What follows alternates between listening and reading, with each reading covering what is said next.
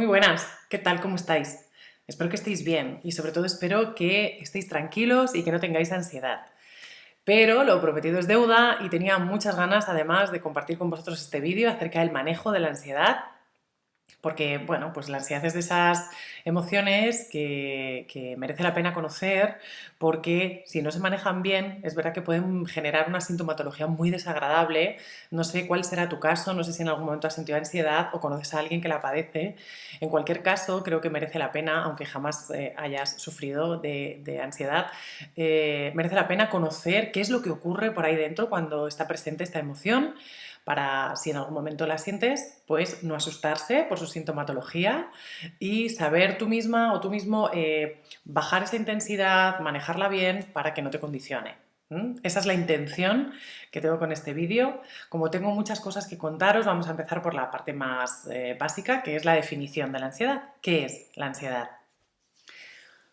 Bueno, pues lo primero que os puedo decir acerca de la ansiedad es que es una emoción básica, primaria, que afortunadamente contamos con ella, porque sin ella no podríamos haber sobrevivido como especie, nos alerta siempre de un peligro o de una amenaza y además cuando se activa esta emoción dentro del organismo ocurren un montón de cosas que ahora os voy a explicar que hacen que podamos afrontar y dar una respuesta adecuada a ese peligro o a esa amenaza.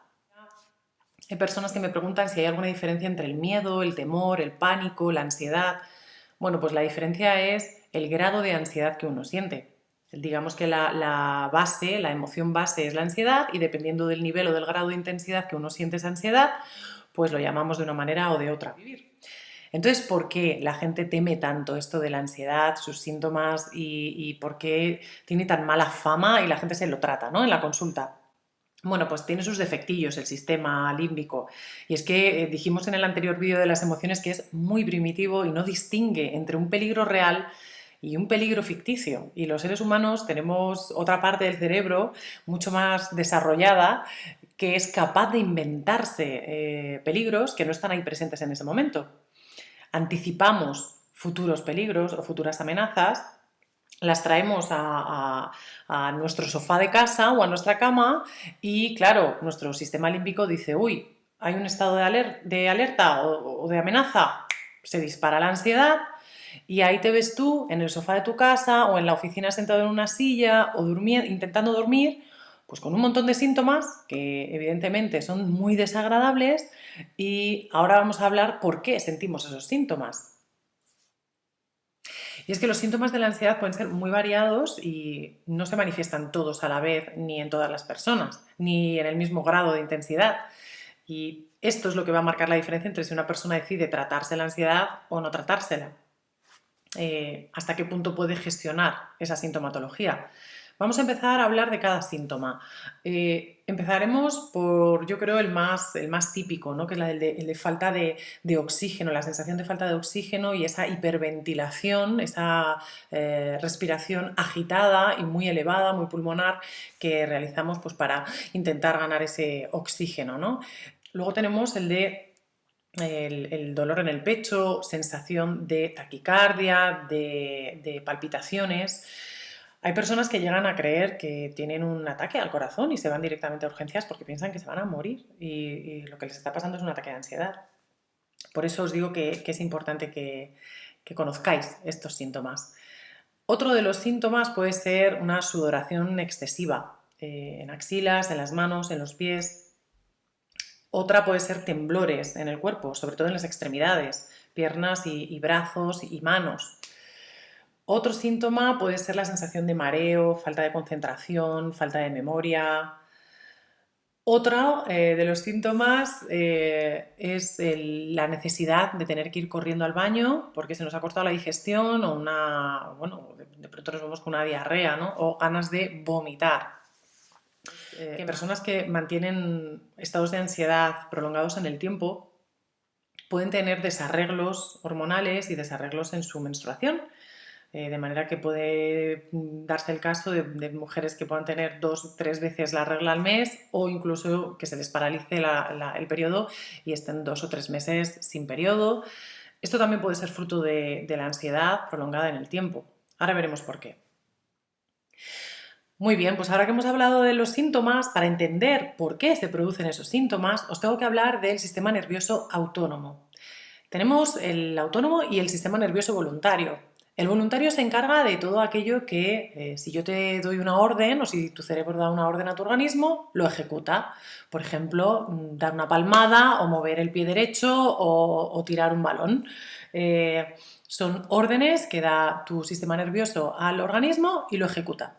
El sistema nervioso autónomo no necesita de tu atención, no necesita de tus órdenes para poderlo ejecutar. Se encarga de procesos vitales y fundamentales como son el buen funcionamiento del sistema respiratorio, el sistema circulatorio, el excretor, nuestro sistema de sudoración y de regulación de temperatura, la digestión, en fin, todos estos procesos que imaginaos qué esfuerzo sería y qué desgaste tener que estar pendientes todo el día de mandar la orden de respira, haz la digestión, circula sangre. Imaginaos, sería una locura. Afortunadamente contamos con el sistema nervioso autónomo. ¿Y por qué os estoy contando esto del sistema nervioso autónomo? A ver, es importante entender que cuando uno percibe un peligro, ya hemos dicho real o inventado, se va a desencadenar una serie de respuestas en el organismo gestionadas por el sistema nervioso autónomo que van a poner a nuestra disposición recursos suficientes para poder hacer frente a ese peligro. ¿Cuáles son las dos posibles respuestas que podemos dar ante la percepción de un peligro o de una amenaza? Pues dos respuestas básicas. Una respuesta es de huida, nos vamos corriendo del peligro, y la segunda respuesta es la del afrontamiento, la lucha, luchar para poder afrontar ese peligro. Para cualquiera de las dos respuestas, tanto para huir como para luchar, necesitamos un extra de energía. Y aquí es donde entra en juego el sistema nervioso autónomo. ¿Por qué? Porque tanto para luchar como para huir necesitaríamos, por un lado, necesitaríamos correr, saltar, dar patadas, todo esto que requiere sangre. ¿Sangre dónde? En las extremidades. Es fundamental que toda la sangre se vaya a las extremidades para contar con una mayor potencia para poder hacer frente a ese peligro. Con lo cual, ¿qué se activa para bombear más sangre? El corazón. El corazón bombea más rápidamente para dirigir toda esa sangre a las extremidades. Si tenemos la sangre en las extremidades, deja de estar la sangre en otros lugares de nuestro cuerpo. Por eso, a veces sentimos mareo, porque la sangre deja de estar en nuestra cabeza y pasa a otro lugar.